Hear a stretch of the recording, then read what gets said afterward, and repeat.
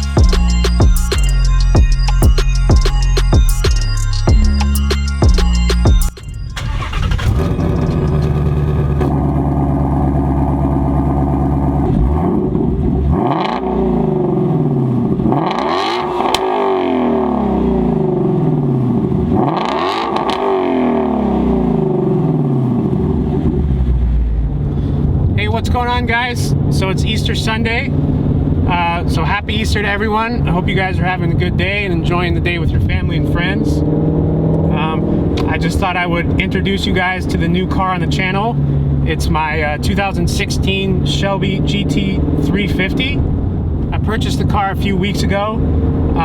It's a car that I've always loved and always wanted to own, but I never really thought that I would, because I'm personally opposed to paying any type of markups on anything, and these cars have always sold at a premium like 10 to 15,000 above Kelley Blue Book, and I personally wouldn't pay it.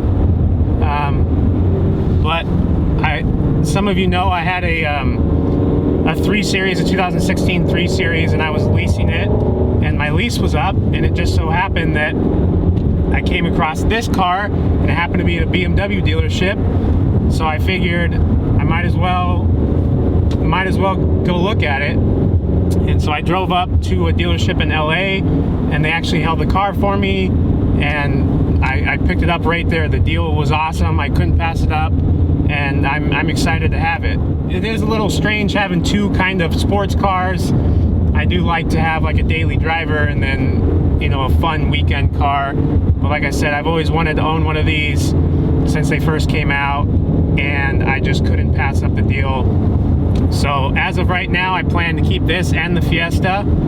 They're very, very different. I'm surprised how different they are. I mean, that's kind of an obvious statement, I guess, but they're both, you know, fun sports cars, manual. Obviously, one's front-wheel drive turbo. This one is a rear-wheel drive, naturally aspirated V8. So what it is, if some of you guys don't know, it's a 5.2 liter flat plane crank V8, and factory stock numbers, it makes 526 horsepower and 429 torque. That's roughly, I've seen them dyno jet for about 460 wheel horsepower.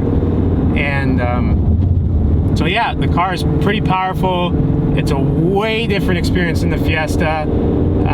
This engine is just nuts. It revs to 8250. So I first started with Hondas. This, you know, kind of reminds me of a big naturally aspirated Honda engine. It's strange how high it revs.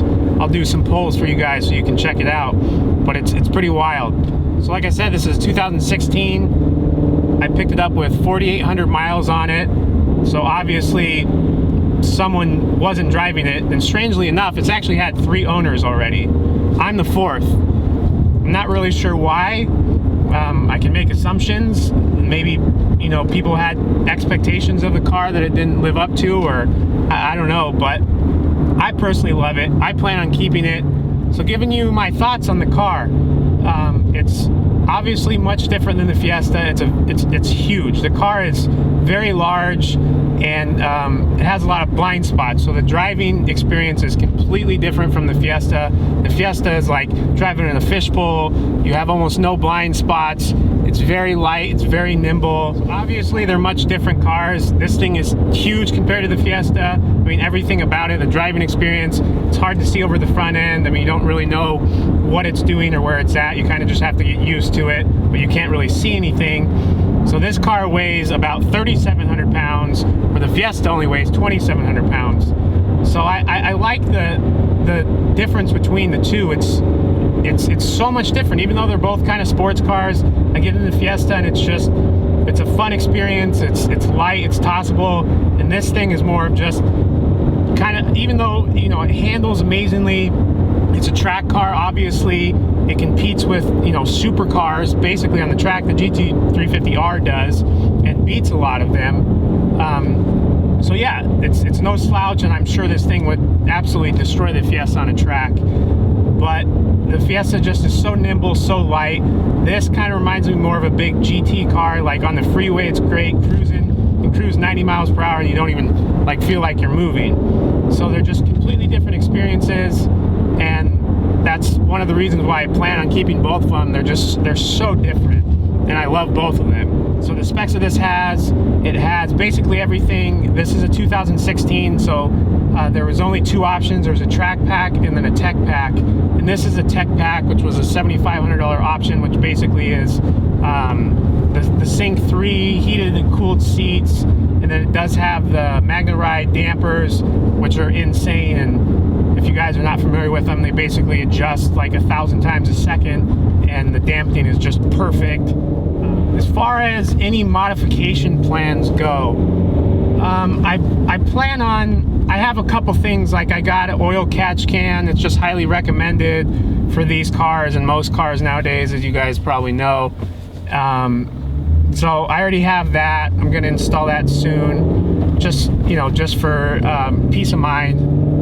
And then I might do a resonator delete, which basically the GT350R doesn't have a resonator, so just make it basically the same sound, the same thing as the GT350R. It's a little more aggressive, you know, and you don't have to worry about a tune or anything like that. It's just very simple. You cut off the resonator and then put on a new one. And then beyond that, I don't think I have really any other plans as of right now. The car is very well balanced.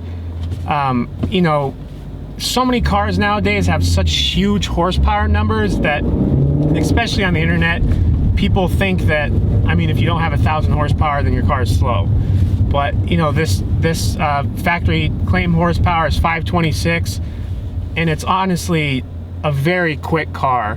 I know it only runs low 12s in the quarter, but that doesn't really tell the whole story. This thing is nuts. The gears are super long. You're going like 120 by the time you're at the top of third, and it happens so fast. And yeah, this thing gains speed and keeps speed much quicker than the Fiesta does. And I think the biggest difference between this and my Fiesta, I mean, maybe 0 to 90 miles per hour, it's sort of similar, but as soon as this thing's above 90, it just pulls like a freight train, where the Fiesta definitely noticeably slows down. So that's the biggest difference between the two as far as the power difference. You know, I think the power is definitely adequate for the platform, and I think the car is perfectly balanced the way it is. One thing I do kind of miss is I have had much higher horsepower cars in the past than what I have in the Fiesta currently. So that's something I kind of miss.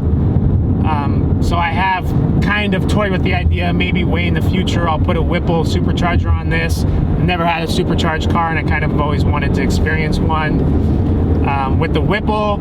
So just putting a Whipple supercharger and nothing else on this car on 91 octane, it makes 750 wheel horsepower. So stock, these cars dyno at roughly like 460.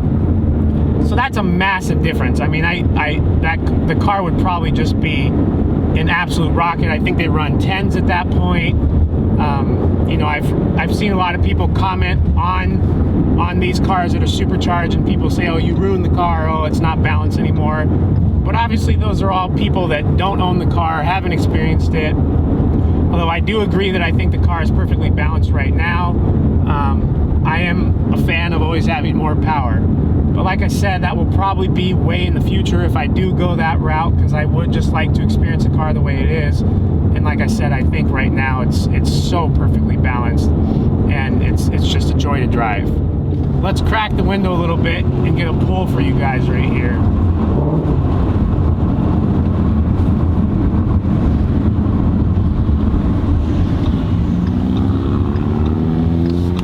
Just gonna wait for these cars to clear out, because this thing covers real estate very quickly.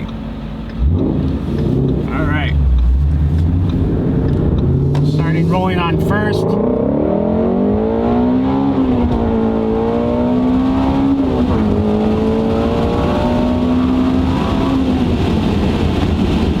As you guys can see, pretty damn nutty. That was first through third, and pretty nuts. It's a whole different experience, and it's so strange, because I have driven, you know, mini V8s in the past. My stepfather and brother have always had muscle cars, V8s, rear-wheel drive, that kind of stuff, and it's always a traditional, typical V8 where it's a lot of low-end torque, and that's kind of how the power is made, how you experience it. This thing is very strange. It's very Honda-esque. It has a very similar like VTEC type of feel. There isn't very much power below 4,000 RPMs, but after that it just keeps pulling, and it feels like it has like multiple different cam lobes. It feels like it has like 2 or 3 stages of VTEC, because it just keeps pulling and pulling and pulling harder and harder, all the way up to redline at 8250, and it's a pretty crazy experience.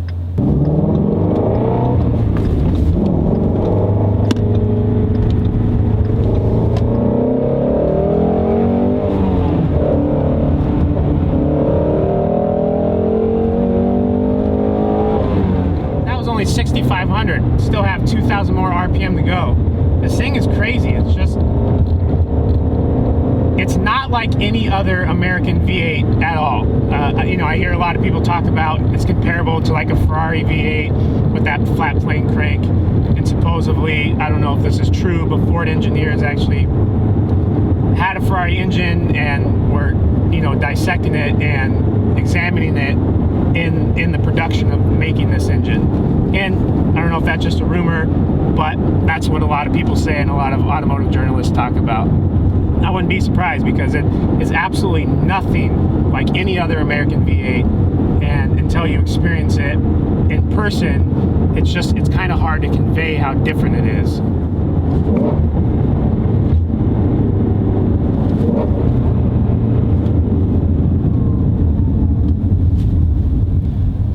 So this car does come with a factory LSD in the rear, and traction's obviously not an issue. It's got 305 with tires on the back, Michelin Pilot Super Sports, so traction's not an issue.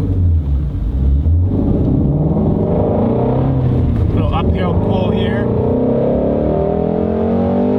6,000, 7,000, 8,000, red line.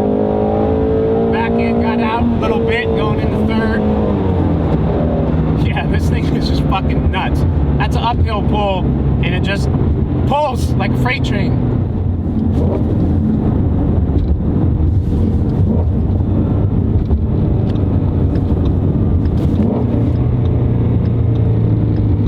Downshifts are just perfect. This transmission is beautiful. It's one of my favorite manuals I've ever driven. It's very notchy. The downshifts are perfect, like I said. Listen to that thing. Factory exhaust. All right, guys, I think that's going to do it for today. If you have any questions about the car, or either car or the channel, or if you want to see any specific content, just drop it in the comments below and let me know. And if you like this video at all, just give it a big thumbs up. That's always greatly appreciated and helps the channel. If you aren't already, be sure to subscribe. And until next time, see you guys.